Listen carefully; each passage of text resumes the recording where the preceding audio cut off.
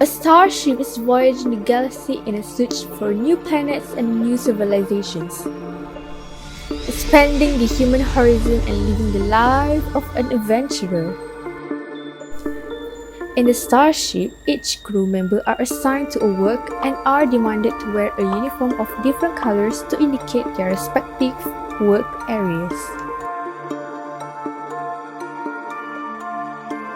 Personnel in blue uniform work in science and medical department. Personnel in gold uniform work in administration and common area. Personnel in red uniform work in ship engineering and security. However, recently the numbers of the crew members are slipping.